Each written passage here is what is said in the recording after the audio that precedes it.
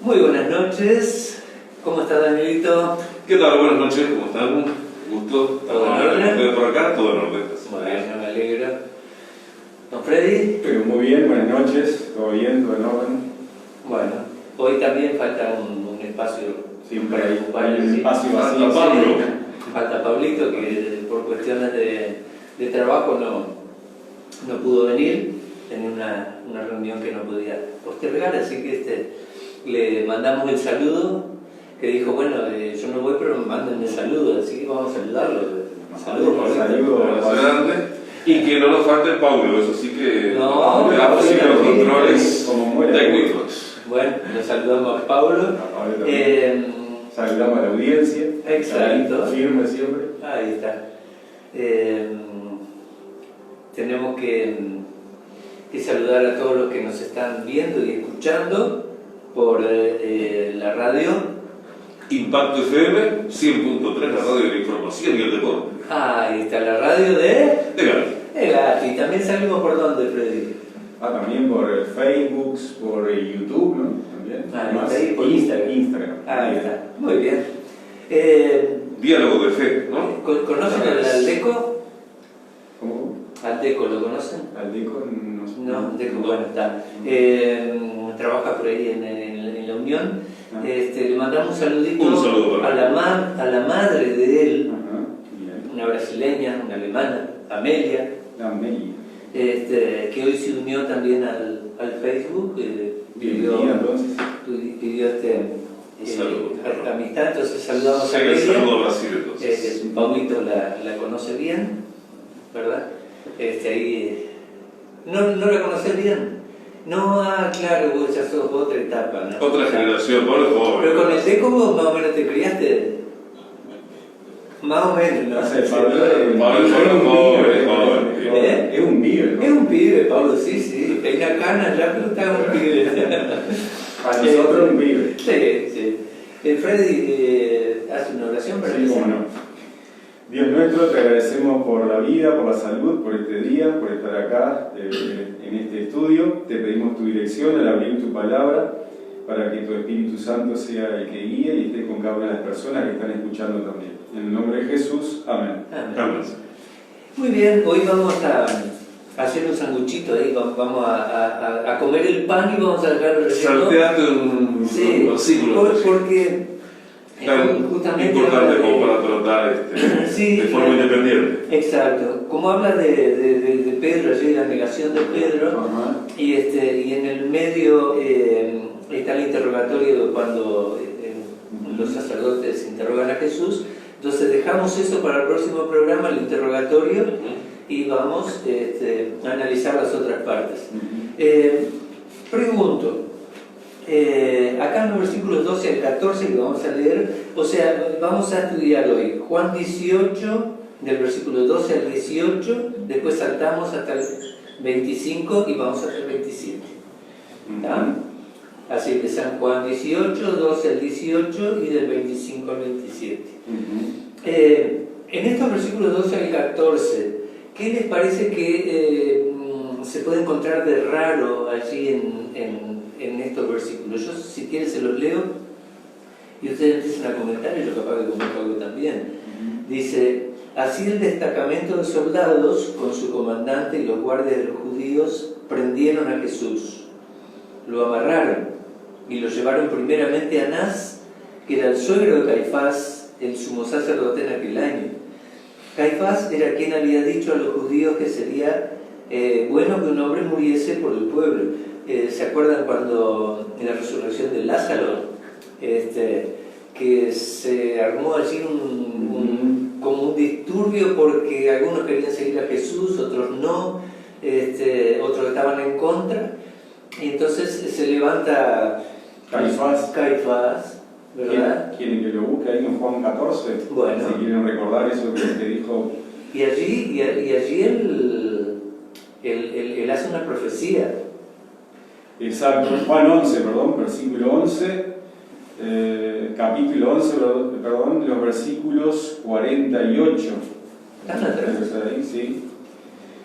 Juan 11, versículo 48. Si le dejamos así, todos creerán en él, dijo, y vendrán los romanos y destruirán nuestro lugar santo y nuestra nación.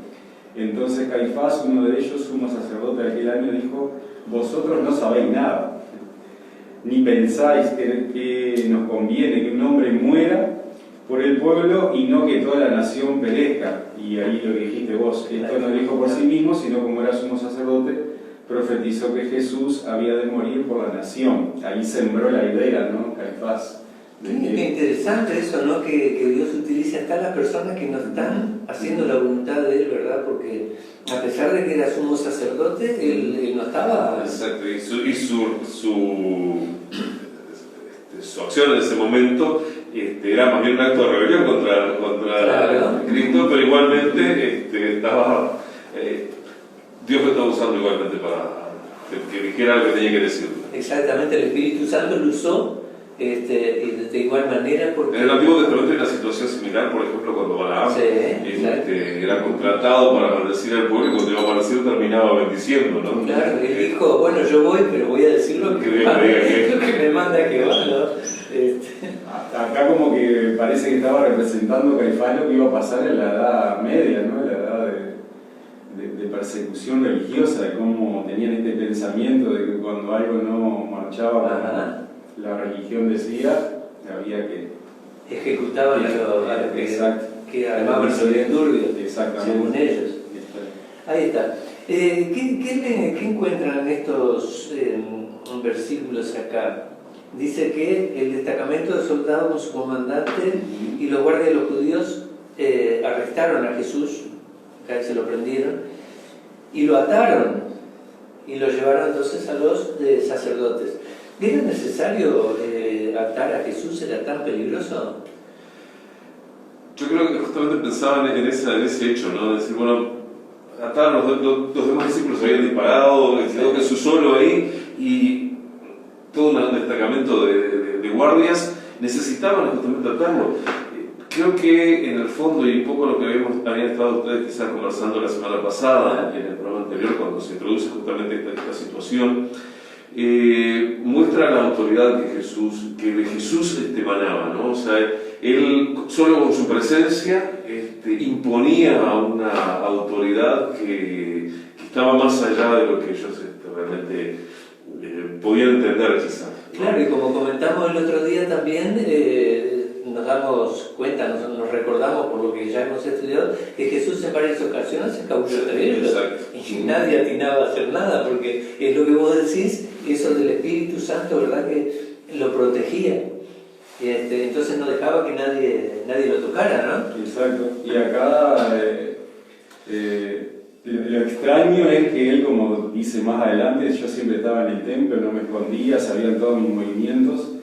¿Por qué me tuvieron que ir a buscar como un ladrón y en la noche todavía, como un grupo, podemos decir hoy en día, comando, como que más bien lo fueron a raptar, porque él estaba tranquilo, de día enseñaba en el templo, de noche estaba con su gente y no hacía nada raro, hice todo lo que hablé, siempre lo hablaba en público, todo el mundo me escuchaba, pero también comparar eso, ¿no? Lo trataron como un ladrón y lo fueron a buscar en la noche. Dice que él va a venir después como un ladrón en la noche también, ¿no? Va a venir de improviso, tal vez respondiendo un poco a cómo lo trataron en ese momento, pero lo que él dice de volver como ladrón en la noche lo dice porque va a venir inesperadamente, sin que nadie lo espere. Y eso también es un poco para que pensemos hoy en día nosotros y reflexionemos. Las cosas de este mundo a veces nos mantienen tan ocupados que cuando en una Jesús venga, así, pucha, y como yo no me di cuenta, ¿no? Como tenemos que estar un poco no dormir como el pueblo en esa noche cuando le fueron a buscar, estaban todos durmiendo, todos tranquilos, todos en sus casas.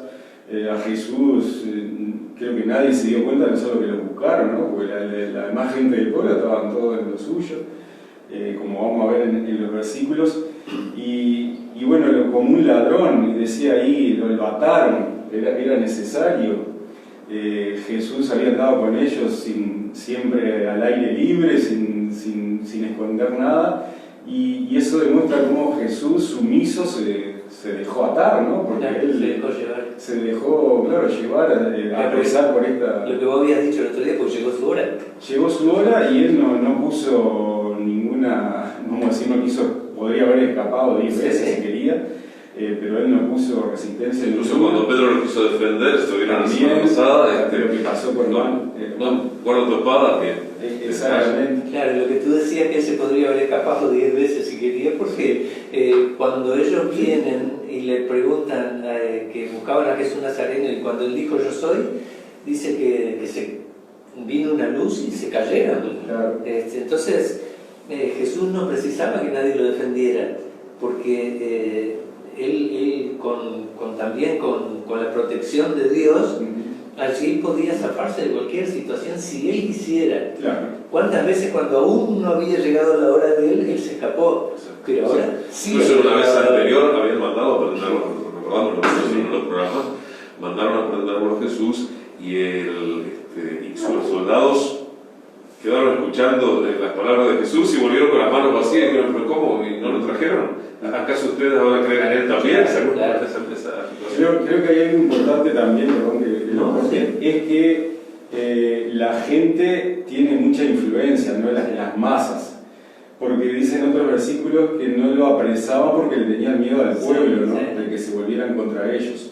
Pero acá entonces, como nadie veía nada, fue en la noche, fue así de sopetón, un plan que ya venían cocinando, pero que ahora lo concretaron, y estaban allí, solo ellos, el pueblo estaba durmiendo, ¿no? En realidad, sin saber, ellos estaban haciendo la voluntad de Dios. Exactamente. Había llegado la hora. Exactamente, había llegado la hora. Yo quiero hacer una aclaración porque en unos programas anteriores, cuando hablamos de que venía esa turba con las antorchas y todo eso, por eso nosotros sabemos que fue de noche. Sí.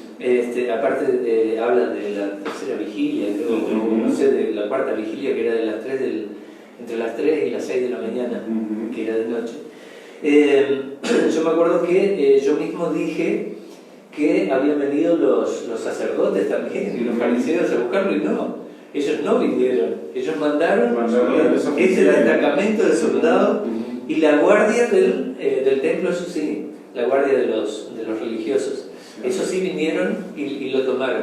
Pero es lógico que ellos no se iban a dar a conocer en ese momento, ni se iban a exponer a que lo vieran. Y para ellos incluso sería como rebajarse, ir allí, ¿no? O sea, no, y hay otra cosa, Daniel, hay algo muy importante, que en esto acá, que ellos hicieron de noche, para los judíos era prohibido eso. Exacto. No podían ir a buscar a alguien de noche, y menos hacer un juicio de noche como después se lo hicieron. Entonces por eso yo pregunté qué podemos encontrar de raro en estos versículos, ¿no? Jesús mismo en una oportunidad menciona el hecho de que dice, yo soy de la luz, mi Padre es luz, y las cosas que hacemos las hacemos ahorita de todo. Ustedes son como son hijos de las tinieblas, hacen las cosas que hacen, las hacen en la oscuridad de las tinieblas o ocultas, ¿no? Sí. Y justamente acá se estaba cumpliendo lo que Jesús había dicho, lo hemos visto también en algún programa anterior, donde justamente a ocultas estaban haciendo algo que en el fondo sabía que no estaba bien. A oscuras se hacen las fechorías, ¿no? Exacto. Normalmente cuando alguien viene a robar o viene a hacer alguna cosa, lo hace de noche para escabullirse entre la oscuridad, ¿no? Acá había buscado un ex fiscal, ex magistrado, abogado en ejercicio de la Universidad de Navarra en España, hace todo un desarrollo del juicio de Jesús, que hubiera estado bueno traer a alguien que conozca de leyes, ¿no? Pero él comenta acá todas las ilegalidades que se hicieron en este juicio, ¿no? Claro. con esta gente que su estandarte eran las leyes, ¿no? Cumplirlas a rajatabla, que los judíos del pueblo cumpliera con cada ley que ellos inclusive habían agregado a la ley de Dios. Y dice acá algo que está bueno este hombre, que dice la aplicación de la ley del embudo, dice lo estrecho para ti y lo ancho para mí. Era porque Jesús había reprochado siempre públicamente la incongruencia entre lo que ellos decían con lo que vivían, ¿no? Porque era como que ellos estaban por encima de la ley que ellos mismos profesaban, que ellos no cumplían por nada, ¿no? Y acá lo dejaron en claro en el juicio que le hicieron, o sea, juicio, la no justicia que le hicieron a Jesús en ese día. Claro. No se puede decir que era un juicio. Es digno de destacar también, otra cosa acá que yo me estaba acordando, que acá dice el sumo sacerdote en aquel año era Caifás. Y lo llevaron a Jesús. Porque dice que llevaron a Jesús primeramente ante Anás, que era el suegro de Caifás. Porque Anás había sido destituido por los romanos. Cuando los romanos toman el poder, Anás estaba en el ejercicio, lo destituyen y ponen a sus hijos de forma alternada, un año cada uno. Exacto. Y en este caso uno tocaba al yerno, ese año le tocaba al yerno a Anás. Pero como que el pueblo seguía siguiendo a Anás como la autoridad de esta religión. Era como una dinastía de sacerdotes, una familia. Y Anás era como reconocido toda la autoridad, había sido instituido por los romanos. Por eso es que lo llevan a Anás y primeramente después para Caifás. Y lo que yo quería destacar también es lo siguiente, que al ser aquel año, explica que ese año era el sumo sacerdote, porque sacerdotes eran unos cuantos, pero se iban turnando, entonces a uno le tocaba un año, a otro, y así iba, ¿no? No sé si hay algo más que puedan... No, quizás vamos a hablar un poquito más adelante con lo que hablaba del juicio, pero como que tiro así la idea, en cuanto a cómo después, en relación con lo que Jesús también decía, que ustedes cuelan la paja y se tragan el camello, que ellos cuidaban algunos aspectos de la norma, pero después otros no. Y después vamos a ver que cuando llega el momento del juicio, ellos no entran al lugar del juicio romano porque no querían contaminarse para la Pascua que estaba por venir, ¿no? Esa congruencia en sus... ¿Cómo se iban a contaminar los que no eran judíos, no? Pero lo vamos a ver en los versículos más adelante. Bueno, versículos 15 al 18, Daniel. Aquí hay varias cosas interesantes en estos versículos. No sé si Freddy se lo puedes leer. Sí, y seguían a Jesús, Simón, Pedro y otro discípulo, y este discípulo era conocido el sumo sacerdote, y entró con Jesús al patio del sumo sacerdote, mas Pedro estaba afuera, a la puerta. Salió pues el discípulo, que era conocido el sumo sacerdote, y habló a la portera e hizo entrar a Pedro. Entonces la criada portera dijo a Pedro: ¿tú eres también de los discípulos de este hombre? Y dijo él: no lo soy. Y estaban en pie los siervos y los alguaciles que habían encendido un fuego porque hacía frío y se calentaban, y también con ellos estaba Pedro en pie calentándose. Claro, hay que acordarse que en esos lugares de día hace mucho calor y de noche baja la temperatura terriblemente, ¿no? Y allí estaba justamente la salida del invierno, a poco para nosotros es otoño, para allá es la entrada de la primavera, salida del invierno, y entonces las noches todavía eran noches frescas, ¿no? Así que justamente allí estaban al lado de ese fuego para entrar en calor mientras se estaba dando esta circunstancia. 850 metros está Jerusalén sobre la altura, también eso hace que las diferencias sean de temperatura entre el día y la noche sean mayores, ¿no? Y bueno, aquí dice que le seguía Simón y otro discípulo, que aquí no lo menciona, pero si vemos en el resto del relato y en los otros evangelios, sabemos que ese otro discípulo era Juan, quien escribe este evangelio, que como vemos, y es congruente con su acción, en ninguna parte del evangelio él se nombra a sí mismo, dice el discípulo que Jesús amaba o cosas así, pero nunca se menciona a sí mismo.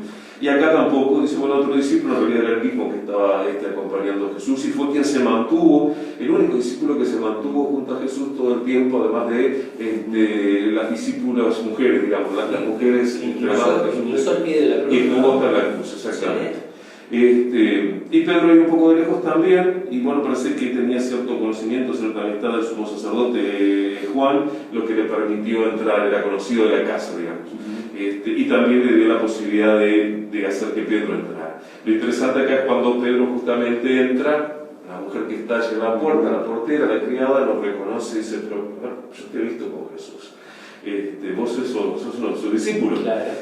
Y es la primera oportunidad en la que Pedro se quiere desmarcar o deslindar. Dice, no, yo no tengo nada que ver con él. El que en un momento había sacado la espada dijo, bueno, acá te defiendo como sea, o hasta donde sea yo voy a ir contigo, hasta la muerte. Hasta la muerte, y ahí fue donde Jesús... Eso le dijo que, bueno, antes que el gallo cante, me negarás 3 veces, ¿no? Ya Jesús se lo había profetizado, ¿no? Exacto.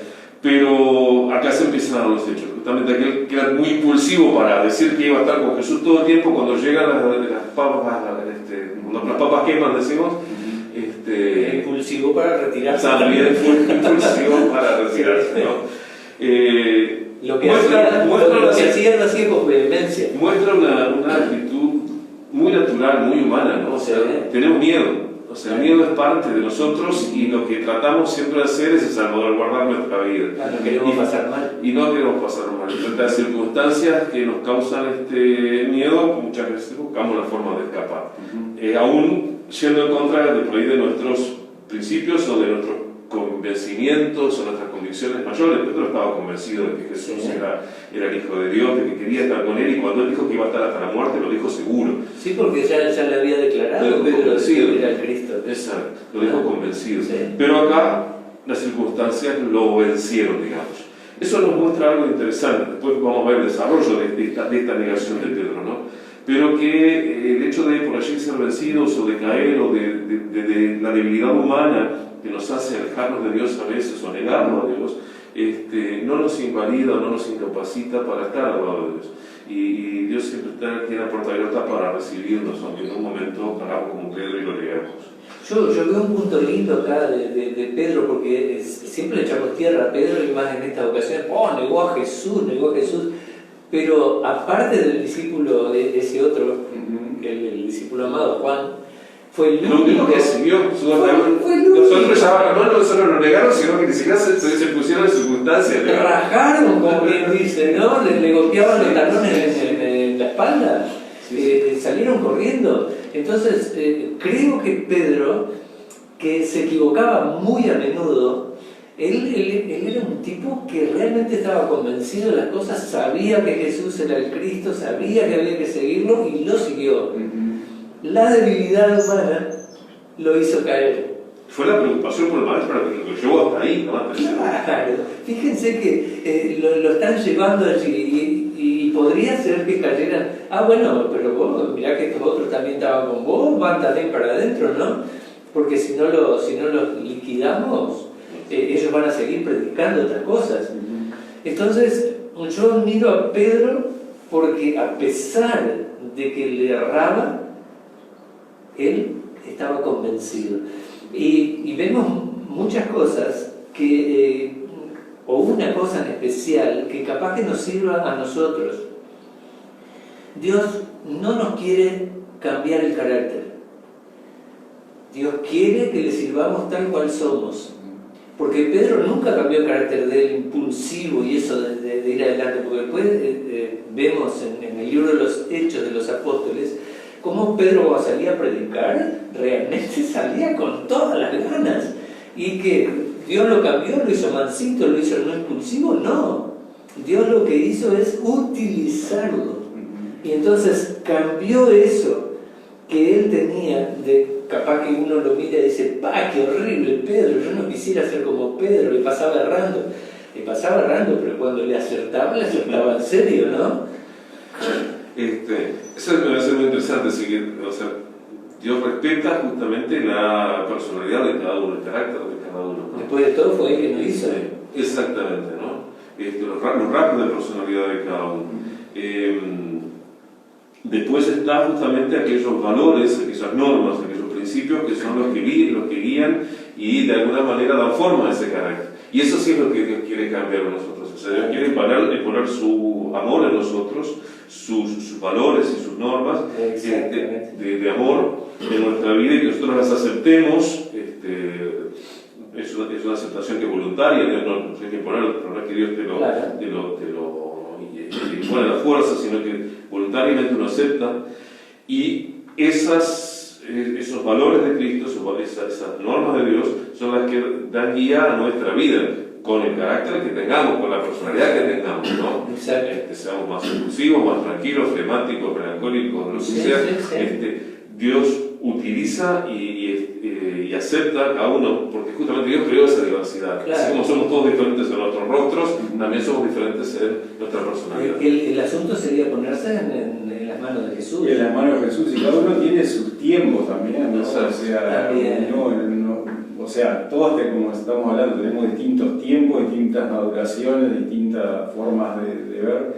Pero lo interesante era, como decías vos, que Pedro, a pesar de todos los defectos de carácter, después vamos a ver que Dios siempre le dio la oportunidad, ¿no? Allí hasta en el último momento de que se cumple esta profecía de la negación, Dios no lo mira con mala cara, podemos decirle, cuando después se encuentran esas miradas, sino que en la mirada de Jesús, Pedro encuentra esa mirada de aceptación y de perdón y de amor de Jesús, ¿no? Que esa es la mirada que nos da a cada uno, porque mientras usted hablaba me ponía a pensar, ¿no? Que nosotros somos así, cuando todo marcha bien, somos cristianos, ¿no? Pero cuando las cosas se complican, como hizo Pedro, él trataba de mezclarse con los alguaciles en el fuego, ser uno más, habrá puesto como hoy se usa la capucha y habrá estado ahí y medio tapándose, pero él estaba mezclado con todos, ¿no? Que no se note. Ahí está, él era un seguidor de Jesús, hasta, como decía Miguel vos, hasta a veces no le importaba de que él también podría ser arrestado, pero él trataba de escabullirse con la gente, y eso es muchas veces lo que nosotros pasar desapercibido, lo que como cristianos hacemos hoy en día también, cuando las cosas se complican o tengo que tomar decisiones por aquí, por allá o por acullá, y tengo que seguir con la corriente, porque si todos hacen esto y yo voy a quedar como en evidencia, ¿no? Entonces me voy a arrimar al fueguito aquí y me voy a calentar con todos. Y a veces hacemos eso de Pedro, ¿no? Está como el soldado aquel que de chiquito era cristiano. Ajá. Y cuando va a la guerra tuvo que agarrar las armas y bueno, ir a la guerra. Entonces cuando vuelve le preguntan, ¿y cómo hiciste? Dice, para que no se dieran cuenta para seguir fiel y no matar. Y dice, nadie se dio cuenta de que yo era cristiano. Está bien, nosotros tratamos de pasar desapercibidos. Eso es lo que hacía Pedro. Exactamente. Y lo interesante acá, en cuanto a cómo Jesús ya había preparado el terreno, como decíamos, para que él se mantuviese firme aún en esa situación, ¿no? Cuando él reconoce, siente el gallo, reconoce su negación, vamos a que sale y llora, ¿no? Amargamente por lo que había hecho. Pero Jesús ya le había generado las condiciones para que él pudiese mantenerse. Cuando nosotros hay disposición a hacer la voluntad de Dios, Dios genera el entorno, nos da la posibilidad de mantenernos. Si nos alejamos, si realmente lo negamos de forma definitiva, como hizo Judas, es porque nos proponemos realmente de no aceptar a Jesús. Exacto. Porque incluso los que dispararon, los que aquí no estaban, los que se fueron por miedo, también esos después se unen nuevamente en el aposento alto. Allí quedan esperando a ver qué iba a suceder, aún sin saber que Jesús iba a resucitar o sin creer en su momento que Jesús resucitaba, pero ellos mantenían su fidelidad. No, y hay que verlo. Y Dios les confirma su aceptación. Hay que ver otro punto también, de que cuando lo vienen a arrestar a Jesús, dice, bueno, yo estoy acá, pero dejen ir a estos. Claro. Entonces Jesús mismo los manda que se vayan. Exacto. Porque había un propósito para después. Exacto. Ellos tenían que estar preservados porque después tenían que hacer una gran obra. Cuando Jesús se fuera, ¿quién iba a quedar a hacer la obra? Eran ellos. Daniel, ¿le podés leer el versículo 25 al 27 de las dos últimas negaciones de Pedro? Estaban pues Pedro en pie, calentándose, y le dijeron, ¿no eres tú de sus discípulos? Y él negó y dijo, no lo soy. Y uno de los siervos del sumo sacerdote, pariente de aquel a quien Pedro había cortado la oreja, le dijo, ¿no te vi yo en el huerto con él? Y negó Pedro otra vez y enseguida cantó el gallo. Ahí cantó el gallo. Ahí entonces se acuerda de lo que Jesús le dijo, ¿no? Y acá otra vez entonces estaban allí, en ese patio, y Pedro negando a Jesús. Vamos a buscar, y déjenme hacer este razonamiento aquí. Lo dejamos, ¿no? Sí, El Mateo. No, vamos a Lucas. Bueno, vamos a Marcos mejor. No, vamos a Lucas. Vamos a Lucas. Ya. Lucas capítulo 9. A ver. Versículo 28. Lucas capítulo 9, versículo 28, dice, aconteció como 8 días después de estas palabras que tomó a Pedro, a Juan y a Jacobo y subió al monte a orar. Y entre tanto que oraba, allí dice que la apariencia de su rostro se hizo otra y su vestido blanco y resplandeciente, la transfiguración de Jesús.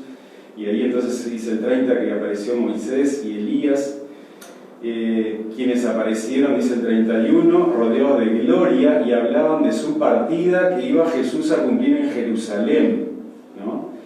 Y Pedro y los que estaban con él estaban rendidos de sueño, mas permaneciendo despiertos, vieron la gloria de Jesús y a los dos varones que hablaban con él. Entonces, imagínense ustedes esto que vivió Pedro, Juan y Jacobo hace no mucho tiempo atrás. Dice que ellos allí aguantaron el sueño y pudieron ver a Jesús en gloria, ¿no? Entonces, puede ser que sí o que no, es algo que me imagino, pero creo que Pedro estaba esperando, como dijeron acá que escucharon hablar a Elías y a Moisés, que Jesús iba a cumplir en Jerusalén la misión, ¿no?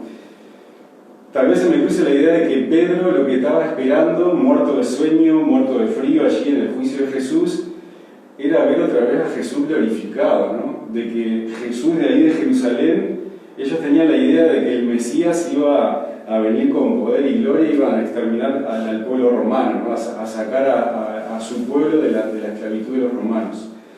Me imagino entonces que por ahí Pedro decía, no, yo tengo que aguantar el sueño, tengo que aguantar de que me puedan meter el precio, pero tengo que ver a Jesús como lo vi hace un tiempo atrás. Él va a salir, dice, de Jerusalén.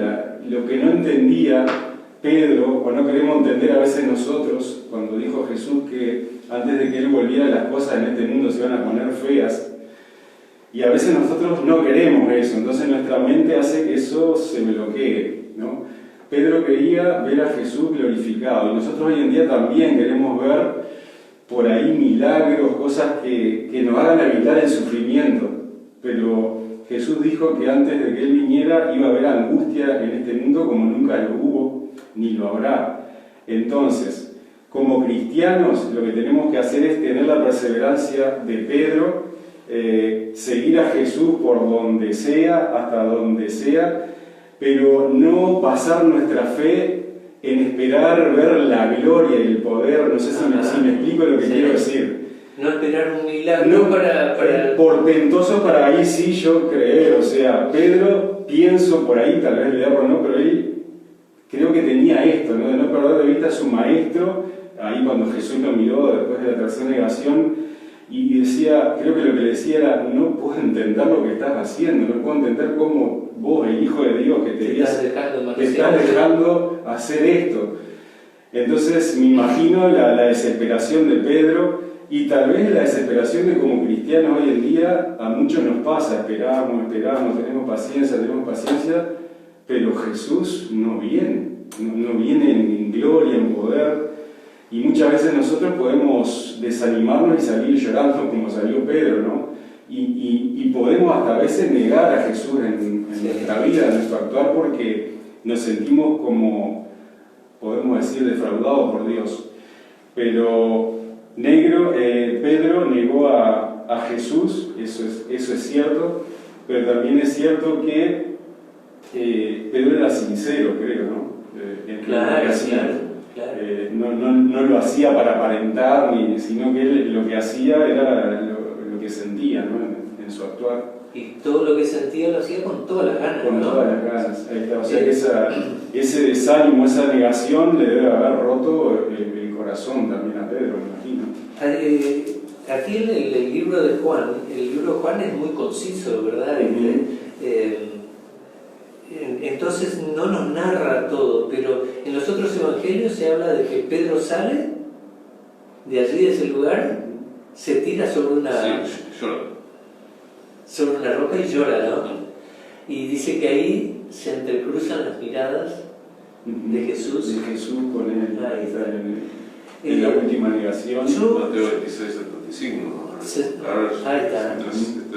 Yo me quedo analizando un poquito la reacción de dos personas, uno que lo traiciona a Jesús y el otro que lo niega. Los dos tuvieron las mismas oportunidades.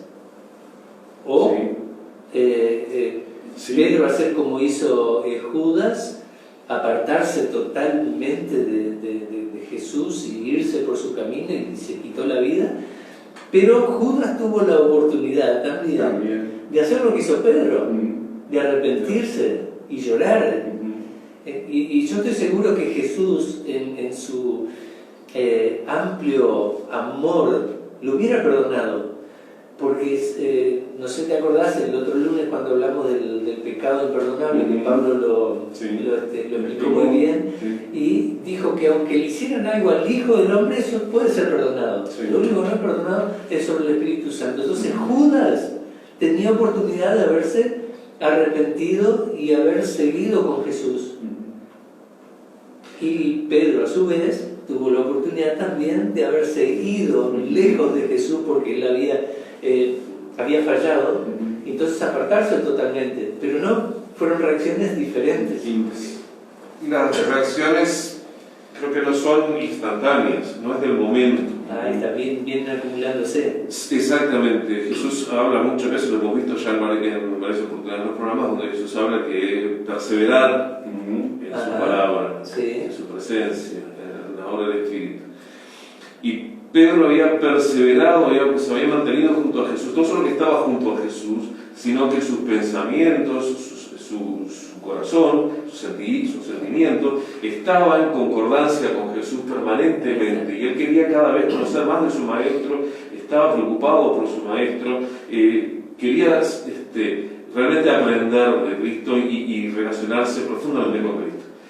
Judas continuamente estaba cuestionando, y lo vemos por ejemplo en el caso de cuando la mujer María Magdalena rompe el vaso de alabastro, ¿no? Y él fue de a poco rechazando la obra del Espíritu en su corazón, hasta que su corazón se cerró totalmente, y la última decisión es la que vemos claramente cuando él niega a Jesús, lo entrega, y cuando ve que Jesús no se iba a salvar, entonces va y termina ahorcándose. Y acordate que en eso que estás diciendo vos, nos podemos apoyar en aquellos versículos que dicen que Judas no decía de que se vendiera para dárselo a los pobres, sino porque él robaba de la bolsa, lo llevaba a la bolsa y robaba. Entonces, eso había una actitud permanente, ¿no? Estaba con Jesús, pero realmente él siempre, su corazón no estaba con Jesús, que no pasaba eso con Pedro. Tenía otros intereses que eran materiales y no espirituales. Yo lo he analizado en otras oportunidades, el caso de David, por ejemplo, ¿no? Que cometió grandes errores, llegó a matar a otra gente para cubrir su pecado y demás, ¿no? Y dice la Biblia que fue un hombre perfecto ante los ojos de Dios. Entonces, ¿por qué? De acuerdo al corazón de Dios, ¿no? Exactamente. Y justamente lo que él había era una actitud benévola, una actitud que buscaba siempre la voluntad de Dios, aunque podía cometer grandes errores, pero en el foco siempre estaba apuntando hacia Dios. Acá Pedro también siempre apuntó, y eso creo que es lo importante para nosotros, ¿no? ¿Hacia dónde apuntamos? Podemos cometer errores, nos podemos desviar, podemos caer, podemos negar a Cristo, pero nuestra actitud tiene que ser de permanencia, de aceptación de Dios, de aceptación de su voluntad, de reconocimiento cuando nos equivocamos. Y esas actitudes que se van sumando a lo largo de la vida, a veces en cosas muy pequeñas, son las que definen entonces nuestra vida al final, ¿no? Así, bueno, ¿hacia dónde apuntamos? ¿Hacia dónde caminamos? ¿Caminamos hacia allá con la caída de Dios, hacia Cristo, o nos fuimos alejando cada vez más hasta que estamos tan lejos que ya no volvemos? Es lo que yo siempre digo, que lo que nosotros tenemos que hacer es una elección, elegir a Dios. Exacto. Entonces, cuando elegimos a Dios, aunque, como vos decías, le erremos como le erraba David tanto y como le erró Pedro, pero sin embargo Dios nos cuida porque somos sus hijos. Porque la salvación viene de Él. Porque es Exacto. Cristo el que hace todo para salvarnos. Exacto. Si elegimos estar de su parte y ser salvos por Él, bueno, Él hace todo lo demás, más allá de nuestra debilidad humana. Exactamente, más allá de nuestra debilidad humana. Qué lindo eso, ¿no? Que nosotros sentimos de que no tenemos fuerzas y creo que necesitamos sentir de que no tenemos fuerzas. Porque no es justamente no de los fuertes la batalla, está. sino de los que se entregan a Cristo y permiten que Él actúe con su fuerza en nosotros, con su poder. Ahí está. Entonces lo que le podemos decir a los que nos están viendo y escuchando es: no te desanimes porque no tengas fuerzas, no te desanimes porque eres pecador, porque yo también lo soy, porque mis compañeros lo son, pero sí tenemos que animarnos en Cristo Jesús, porque Él es el que cubre todos nuestros pecados y transforma nuestra vida. Porque si nosotros dijéramos, bueno, yo elijo a Dios y sigo como estoy nomás, creo que no hay una tal entrega. Permitir justamente que vaya haciendo los cambios que quiera hacer nuestra vida. Y Él lo hace, ¿verdad, Freddy? Hay cosas que también que rescato esto, cosas que no entendemos, ¿no? Sí. Injusticias que pasan, Sí.